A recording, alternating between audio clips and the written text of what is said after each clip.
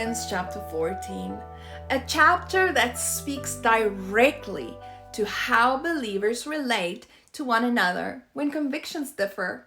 One of the first things we must understand is this: the Bible does not always explain why certain things are considered pure or acceptable while others are not. What Scripture makes clear, however, is that each believer walks in a personal relationship with God, and God may have unique expectations for each individual. Because of this, Paul calls us to walk carefully, humbly, and lovingly with one another. Romans 14 gives us guidance on how to handle differences related to food, holy days, and other morally neutral matters. There are not issues of salvation or clear sin, but matters of conscience. Paul urges believers to welcome one another even when convictions differ. He warns us strongly against judging others, reminding us that God alone is the ultimate judge. Whether someone feels free to eat certain foods or chooses to abstain, whether they observe certain days or do not, these decisions are made before the Lord. Pride has no place there, whether we consider ourselves strong or weak in the faith. Everything we do should be done as unto the Lord, not for personal gain, not to prove a point, and not to elevate ourselves above others, as Paul reminds us elsewhere, including in 1 Corinthians 10:31. Whatever we do should be done for the glory of God. As Christians, we are not in a position to judge one another over issues such as what we eat or drink, whether we have a Christmas tree, whether we celebrate Easter, or even whether we observe birthdays or not. These are morally neutral matters. Chill. The only exception is when Scripture clearly identifies sin.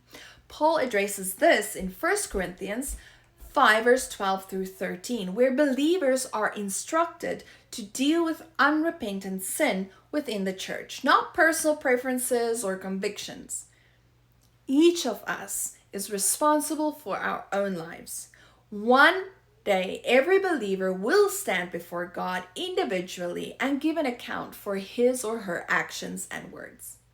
Paul reminds us in 2 Corinthians 5 verse 10, "For we must all appear before the judgment seat of Christ, so that each one may receive what is due for what he has done in the body, whether good or evil." This reality should humble us. We answer to God, not one another.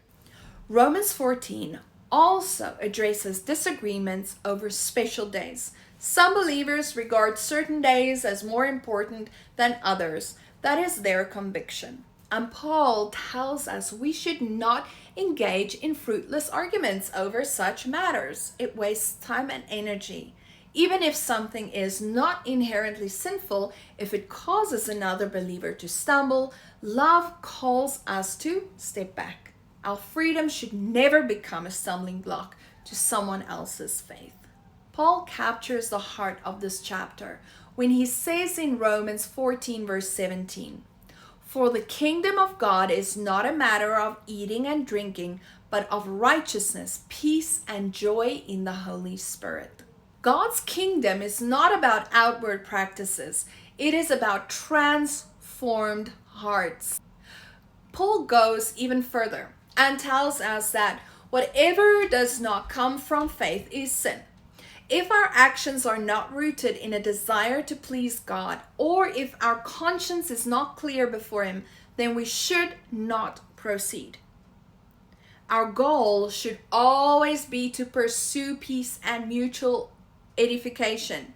Scripture repeatedly encourages us toward peace, holiness, and unity, as we see in passages like Romans 12, Hebrews 12, and Paul's instructions to Timothy. Let's take Easter and Christmas as an example. How many arguments arise among Christians over these days, Year after year, debates rage, arguments that often distract from what truly matters.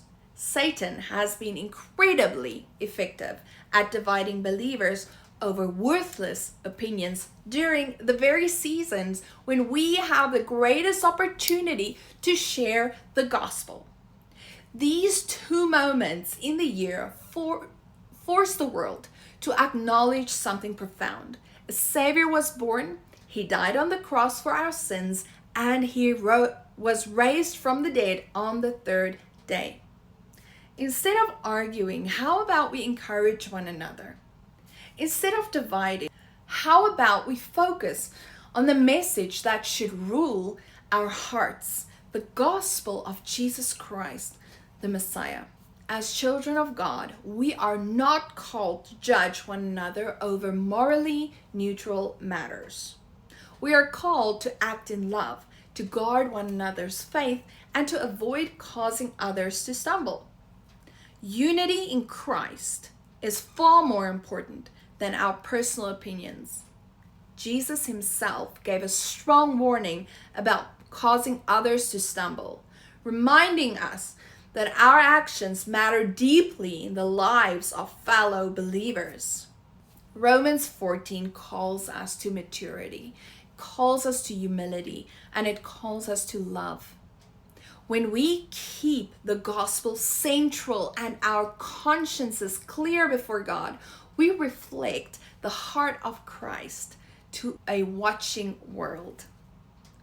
Thank you so much for joining me today. Remember to subscribe to the channel, share it with all your friends, and God willing, I will see you in the next one. Have a blessed day. Shalom, shalom.